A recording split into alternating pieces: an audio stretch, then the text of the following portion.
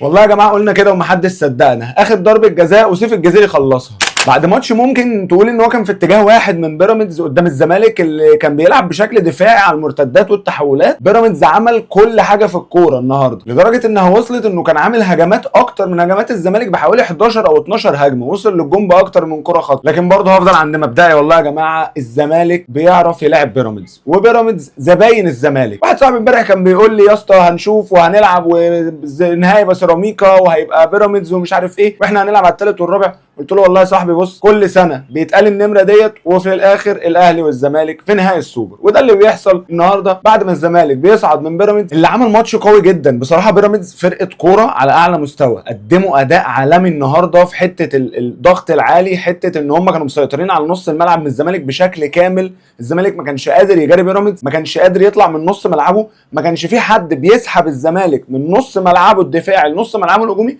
غير ناصر ماهر. النهارده ما كانش في حد بيلعب كوره في الزمالك غير ناصر ماهر وبنتايج. وبعد ما الزمالك بيحاول اكتر من محاوله وبيوصل بكره في الدقيقه 87 لسيف الجزيري وبيضيع انفراد غريب ما يضيعش، بيوصل لضربات الجزاء عشان برضه سيف الجزيري اللي يخلص، ويصعد الزمالك لنهائي السوبر قدام الاهلي والماتش الكلاسيكي اللي متعودين عليه دايما. وبصراحه انا يعني مبسوط ان احنا هنلاعب الزمالك زي ما كابتن سيد عبد الحفيظ قالها قبل كده. الزمالك مهما كان مستواه ما تقدرش تطلعه من المعادله، غير بقى ان احنا يعني نمشي مبدا انا واخويا على ابن عمي وانا وابن عمي على الغريب. انت تروح تلعب الزمالك في نهائي السوبر، لو هو كسبك او انت كسبته تروحوا وتيجوا مع بعض عادي مفيش مشكله. انما بيراميدز دخل في البطوله ودخل في الكره المصريه بقوه وبشراسه وكسبان افريقيا وانتر كونتيننتال وكاس مصر وكل الكلام الجميل ده، بس برضو ما ينفعش الزمالك يطلع من المعادله. والماتش الكلاسيكي اللي احنا متعودين عليه وبنتمزج منه هو الاهلي والزمالك. ماتشات الاهلي وبيراميدز فيها قوه وفيها شراسه وفيها كوره وكل حاجه، بس الاهلي والزمالك بقى فيها متعه، فيها تحفيل، انا اكسب مره انت تكسب مره، تروح وتيجي. البطوله بيبقى لها طعم تاني لما تاخدها من الزمالك او العكس، وهي دي الفكره بصراحه. لكن بعد فرص كبيره واستحواذ من اتجاه بيراميدز خلال ماتش الزمالك ما قدرش يوصل للجول وما قدرش يسجل اي اهداف. شاركني رايك في الكومنتات، تفتكر ده سببه ايه؟ صلابه وقوه من دفاع الزمالك ولا رعونه واستهتار من مهاجمين بيراميدز؟ لايك وشير، وما تنساش لو عجبك الفيديو تعمل فولو الملعب ويجي.